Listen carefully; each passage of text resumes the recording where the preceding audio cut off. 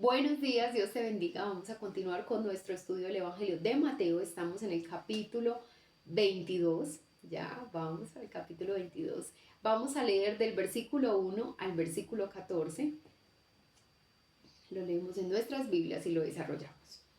Respondiendo Jesús les volvió a hablar en parábolas diciendo: El reino de los cielos es semejante a un rey que hizo fiesta de bodas a su hijo y envió a sus siervos a llamar los convidados a las bodas, mas estos no quisieron venir. Volvió a enviar otros siervos diciendo: Decid a los convidados, he aquí, he preparado mi comida, mis toros y animales engordados han sido muertos y todo está dispuesto. Venid a las bodas. Imagínense, el Señor prepara una fiesta y manda a siervos. No queremos ir. Vengan, por favor, miren, maté toros, animales engordados, ya tengo todo el banquete preparado para que ustedes asistan a la fiesta. Mas ellos, sin hacer caso, se fueron, uno a su labranza y otro a sus negocios. Y otro, tomando a los siervos, los afrentaron y los mataron. Al oír el rey se enojó y enviando sus ejércitos destruyó a aquellos homicidas y quemó su ciudad. Entonces dijo a sus siervos: Las bodas a la verdad están preparadas. Pues no vamos a arruinar la fiesta por estos que no quisieron venir.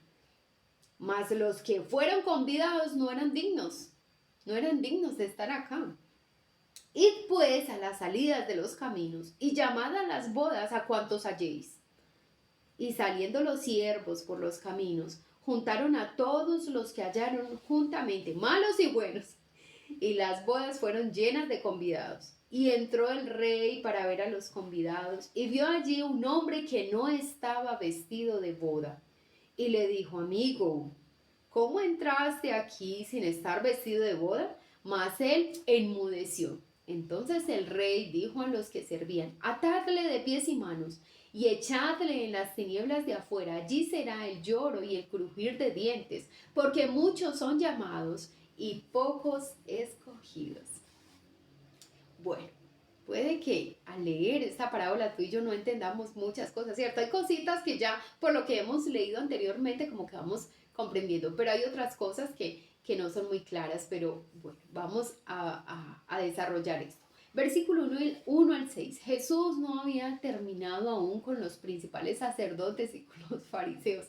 Todavía no había terminado el Señor de darles todas las lecciones que tenía que darles. En una parábola acerca de un banquete de bodas, volvió a presentar la favorecida nación de Israel como excluida, a los menospreciados gentiles como invitados a la mesa.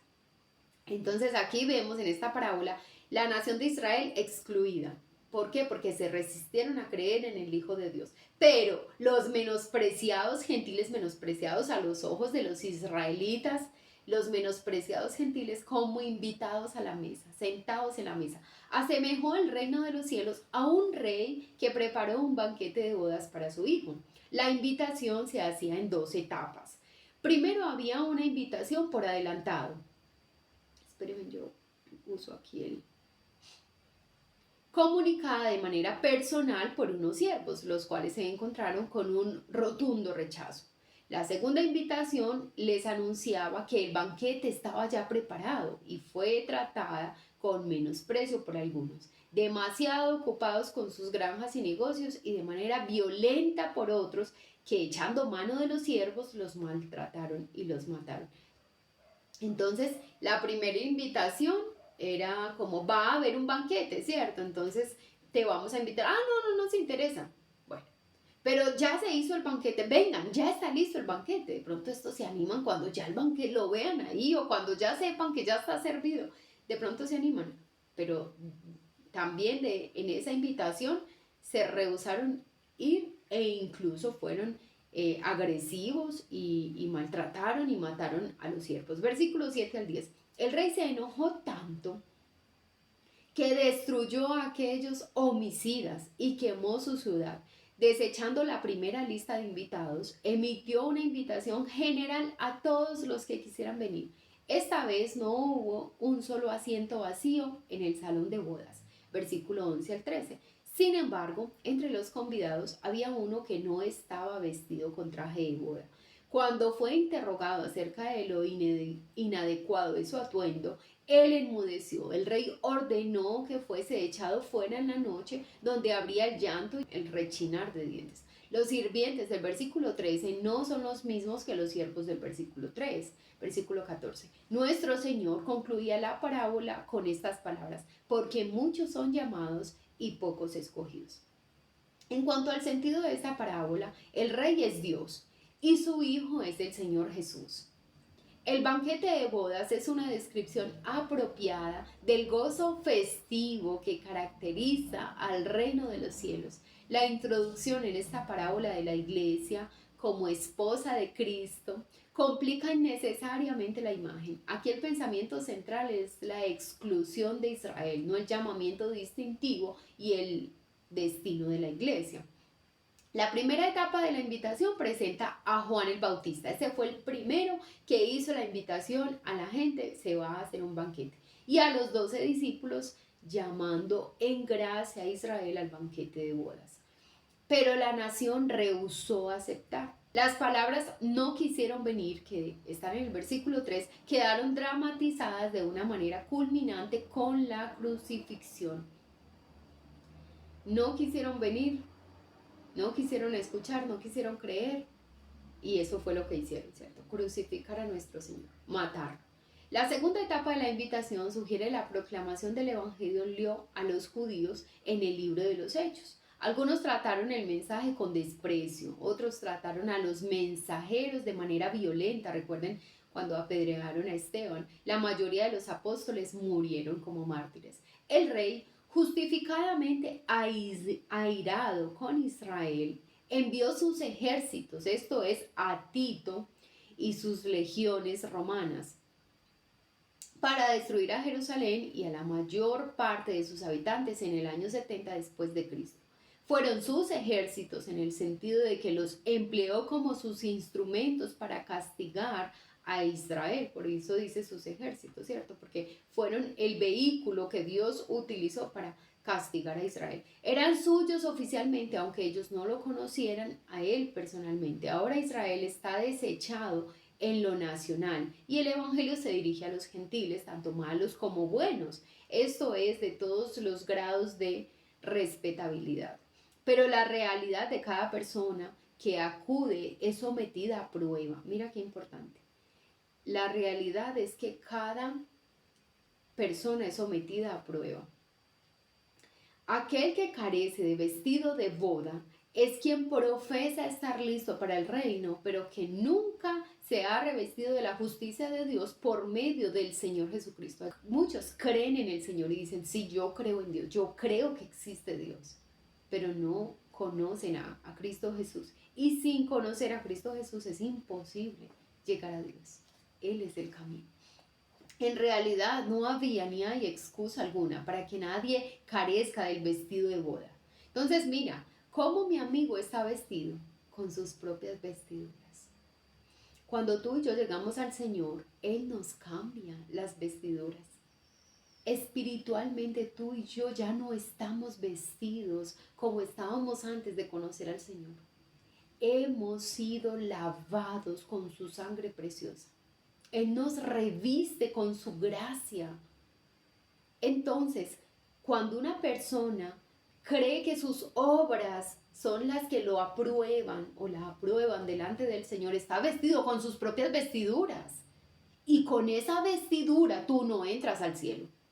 Como que hay un patrón de conducta, ¿cierto? Como que hay una etiqueta exigida para todos los que van a ir al cielo. Y todos están vestidos igualitos. No importa si te gusta vestirte igualito a otro, verte igualito. Todos los hijos de Dios estamos vestidos de la misma forma. Estamos hablando espiritualmente, ¿cierto? No, aquí no hablamos de faldas ni de vestidos. No, estamos hablando de espiritualmente. Tú y yo estamos vestidos de una forma. Todos los hijos de Dios, toda la iglesia del Señor, es que somos una iglesia. Entonces aquí no hay diferentes colores, es un solo vestido para la novia, un solo atuendo. Todos estamos vestidos de la misma forma. Quien quiera entrar al reino de los cielos tiene que estar vestido así. ¿Y quién le pone ese vestido? Cristo Jesús. lo sella con el Espíritu Santo de Dios, como si te vistiera cuando Él te sella con el Espíritu Santo de Dios. Si no estás vestido así, va a pasar lo mismo que pasó en esta fiesta. El rey dice, ven, ¿y a ti quién te invitó? Y ese vestido, lo sacan. No perteneces, no puedes estar aquí así. Yo escuchaba en alguna ocasión, yo no sé si es en Cartagena, hay un lugar, creo que es en Cartagena, hay un lugar donde las personas que quieran entrar a ese lugar tienen que estar vestidas de cierta forma. Es como un bar-restaurante, creo que es.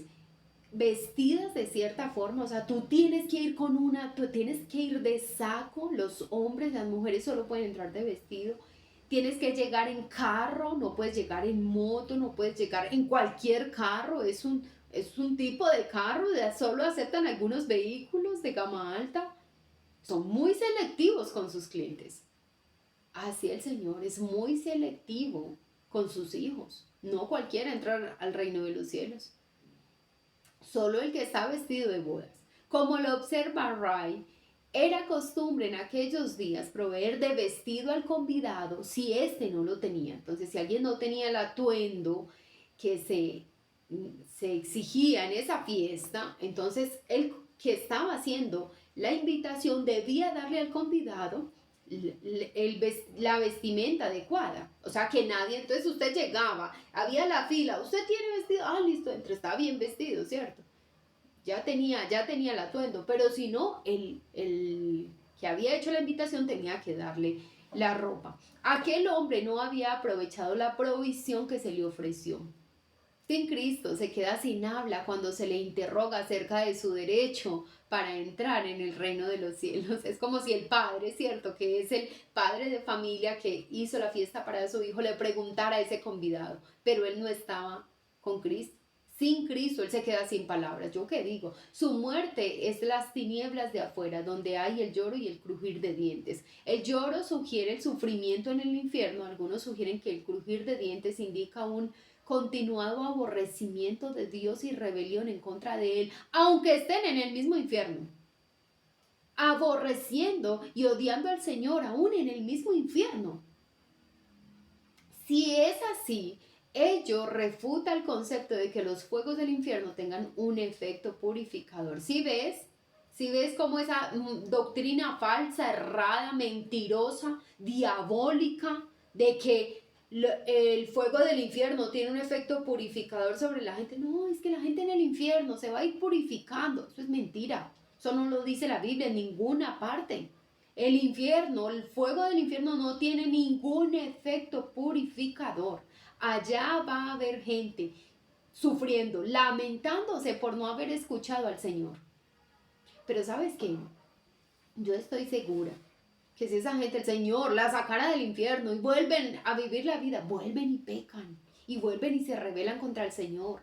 El Señor conoce los corazones y Él no manda al infierno al que en algún momento tiene el deseo de aceptar al Señor y arrepentirse de sus pecados. No, a todos nos da la oportunidad. El que no quiera es porque realmente no va a querer ni en esta vida ni en ningún otro momento. Entonces, aquí está muy claro, van a haber unos sufriendo en el infierno porque no escucharon al Señor. ¿Yo por qué no atendí? Pero yo por qué no creí. Ay, todas las veces que Adri me habló, todas las veces que Aleja me habló, pero yo por qué no creí. Pero va a haber otros que estarán odiando al Señor y no van a tener ya ninguna oportunidad. Versículo 14 tiene que ver con toda la parábola y no justo al incidente del hombre atrapado sin el vestido de boda. Muchos son llamados, esto es, la invitación del Evangelio se dirige a muchos, pero pocos son escogidos. Algunos rehúsan la invitación e incluso entre aquellos que responden favorablemente, algunos quedan expuestos como falsos profesantes. Algunos que dicen, ay, sí, tan rico, sí, yo voy, sí, yo escucho, pero su vida no demuestra que han conocido a Cristo Jesús. Esos profesantes son falsos profesantes. No hay un genuino arrepentimiento ni conversión. Todos los que responden a las buenas nuevas son escogidos. La única manera en que una persona puede saber si está escogida es por medio de lo que hace del Señor Jesucristo. ¿Qué haces tú del Señor Jesucristo en tu vida? ¿Lo haces un maestro? ¿Lo haces un Dios? ¿Lo haces el Hijo de Dios? ¿O lo haces tu Señor y Salvador? El Hijo de Dios mismo como tu Señor y Salvador. ¿Qué haces de Cristo? Eso es lo que define a una persona si ha sido realmente convertida al Señor, si ha conocido realmente a Cristo o no. ¿Qué hace con Cristo? O lo blasfemas. Muchos incluso dicen, yo creo en Dios, yo sí creo en Dios. Pero Jesús, pues no, a mí no me convence mucho. No, pues Jesús fue un hombre y ya. Y paran ahí. Si ellos, por más que crean en Dios, porque los demonios creen, los demonios saben que hay un Dios, ellos saben quién los creó. Y no los creó como demonios, ¿cierto? Recuerden que ellos se convierten en demonios o ángeles caídos es cuando se rebelan contra el Señor. Pero ellos creen y eso no los salva. Entonces puede una persona creer mucho en Dios, pero ¿qué hace con Cristo? Eso define si esa persona sí es salva o no. Tal como le expresa James, todos son llamados a gozar de la fiesta, pero no todos están dispuestos a confiar en el dador para recibir de él el ropaje apropiado para la misma fiesta. Vamos a leer del versículo 15 al versículo 22. Entonces se fueron los fariseos y consultaron cómo sorprenderle en alguna palabra. Ay, Dios mío. Mira, esto no es una cosa muy novedosa. Yo recuerdo en la historia de Daniel. Daniel era gobernador, ¿cierto? En Babilonia. Había hallado, por gracia del Señor, había hallado gracia delante del rey de Babilonia, Nabucodonosor. Y lo había puesto en lugares de privilegios con Sadrach, Mesach y Abednego. Y Daniel hacía las cosas muy bien, era un hombre íntegro, era un hombre fiel. Y dice la Biblia que los sátrapas y los otros administradores del reino querían destruir a Daniel y decían, pero ¿qué? ¿Cómo hacemos para destruir a este hombre? Entonces buscaban en los registros de Daniel sus cuentas, a ver si es que se está robando la plata del reino y podemos con eso decirle al rey que lo mate, que acabe con él. No se roba un peso. Bueno, vamos a ver si es que está enredado por ahí en asuntos morales, vamos a ver si es que está haciendo por aquí algún fraude, si es que está haciendo esto mal. Nada, no encontraban nada. ¿Saben qué tuvieron que hacer? ¿Qué estrategia tuvieron que armar? Decirle al rey que por un tiempo, creo que eran 30 días, por un tiempo estableciera que nadie podía adorar a nadie más, solo a él, al rey. Que nadie. Y que si alguien hacía o profesaba alguna otra fe o adoración que no fuera al rey, era un enemigo del rey.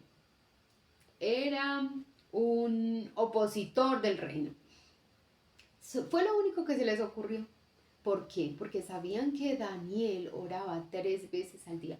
Resulta que de la habitación de Daniel, él tenía que mirar por la ventana, porque cuando Salomón crea el templo, ¿cierto? Dice que cada vez que oren mirando hacia el templo, cada vez que rueguen mirando hacia el templo, que el Señor los va a escuchar. Entonces, Daniel mira por la ventana hacia Jerusalén. Ellos oraban siempre mirando hacia el templo. ¿Y cómo es que descubren que Daniel hace eso? Entonces dice, claro, si el rey prohíbe que se adore a cualquier dios en este tiempo, así lo atrapamos. Y así fue como lo atraparon. Su propia fe, ellos la usaron para condenarlo. Entonces, esto que hicieron estos líderes religiosos no es algo novedoso. Lo hemos visto por todos los tiempos. Tú y yo no podemos atormentarnos. Ay, me están persiguiendo porque soy cristiana. Es que me critican, es que en la familia ya no me quieren invitar. En este diciembre muchos de nosotros vamos a ser puestos a prueba. Vamos a ver cómo tú y yo nos comportamos en esta época de diciembre delante del Señor. Hay muchos que se quitan las vestiduras y las ponen a un ladito y se las vuelven a poner después de Reyes, más o menos. ¿Cómo nos vamos a comportar tú y yo? Mucha gente ya no nos va a querer invitar. Ay, no, esta es que ya no bebe, ya no fuma, ya no se emborracha, ya no participa de esto. Vamos a ser atacados, claro, van a buscar cómo sorprendernos en alguna falta. También para decir, ay, no, pues que está conectándose el devocional, no, pues que está leyendo la Biblia, no, pues que está yendo a la iglesia. Quieren sorprendernos en alguna falta. Alguna palabra que digamos, algún gesto, alguna actitud. Sabes que tú y yo vamos a tropezar, vamos a fracasar, sí, porque somos seres humanos, vamos a tropezar en algún momento. Pero si tú y yo velamos y oramos, como le dijo el Señor a los discípulos, velad y orad para que no entréis en tentación. Mira, este es el tiempo en el que tú y yo nos tenemos que armar hasta los dientes de la palabra del Señor, en comunión con el Señor, porque las ofertas del enemigo están así, y sobre todo en este tiempo, con todo. No, pero yo no como, yo no bebo, pero ¿cómo? Y llegar al punto de la gula, la mentira. No, es que imagínate que tengo unos asuntos para hacer. Mentiras, no tienes ningún asunto, es para no ir y no pecar, pero no tenemos por qué mentir. Van a haber una cantidad de cosas que el enemigo te va a poner en medio, enfrente, para que tú y yo tropecemos. ¿Cómo nos vamos a comportar? ¿Cómo tú y yo vamos a dejar el nombre de nuestro Señor en alto? Entonces, que el Señor nos ayude, ¿ven? Versículo 16. Y le enviaron los discípulos de ellos con los herodianos diciendo, Maestro, tan hipócritas, Maestro, sabemos que eres amante de la verdad y que enseñas con verdad el camino de Dios y que no te cuidas de nadie, porque no miras la apariencia de los hombres. Dinos pues, ¿qué te parece? ¿Es lícito dar tributo al César o no? Miren cuánta, ¿cómo es que se llama? Lisonjeros, ¿cierto? Cuánta lisonja en estas palabras. ¿Cuántas lisonjas no eran reales? Eran verdad, sí. Todo lo que ahí dijeron del Señor es verdad, pero no eran verdaderas para ellos. No eran una verdad en su corazón. Lo decían de dientes para afuera. Y lo que querían no era reconocerle como Dios y decir que Él era todo esto y hacía todo esto, sino probarle.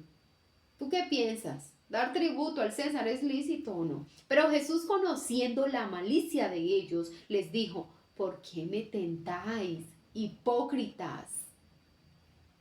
Mostradme la moneda del tributo. Ay, tan sabio nuestro Dios, ¿y hasta quién se le ocurre? No, yo abro un hueco y me meto, yo que a responder ahí. Y ellos le presentaron un denario. Entonces les dijo, ¿de quién es esta imagen y la inscripción?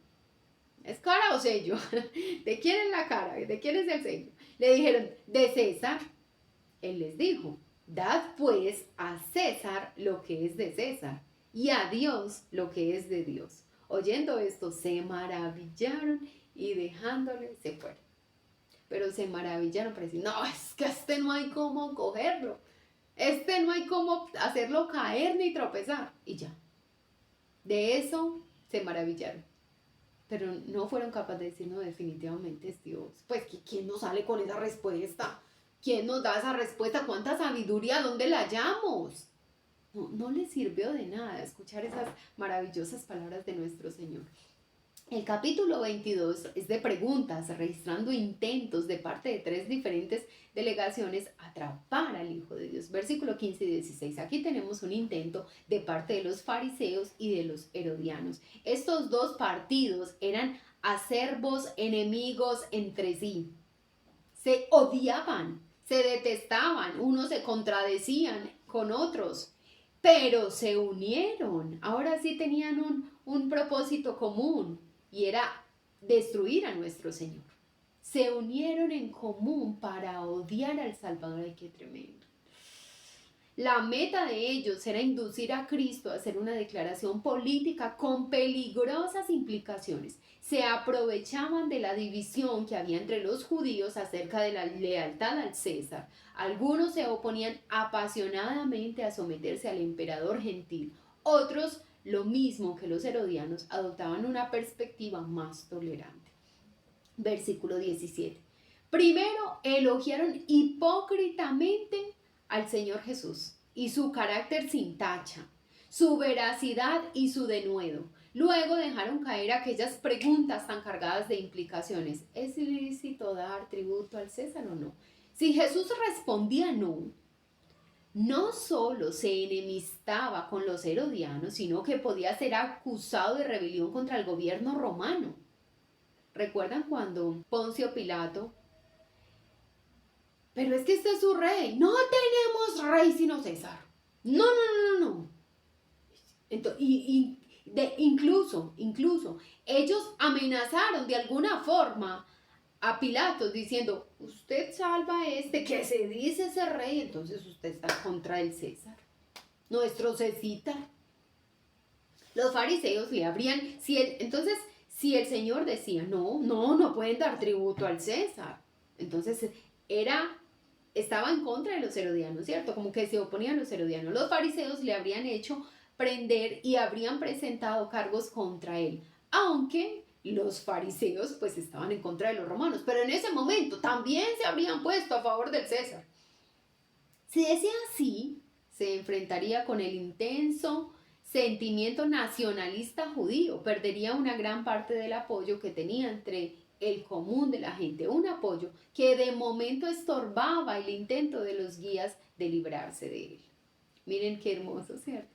El pueblo aparentaba estar a favor del Señor Jesús. Ese aparente apoyo del pueblo con el Señor pues evitaba que estos líderes religiosos prendieran al Señor, porque mire que a veces decían, no, pero no le prendían por causa del pueblo, porque lo tenían por profeta. Entonces, de alguna forma eso el Señor lo usaba para cumplir su propósito, porque todavía no había llegado su tiempo. Bueno, vamos a dejarlo ahí. Muchas gracias por estar acá. Dios te bendiga y mañana nos vemos con la ayuda del Señor.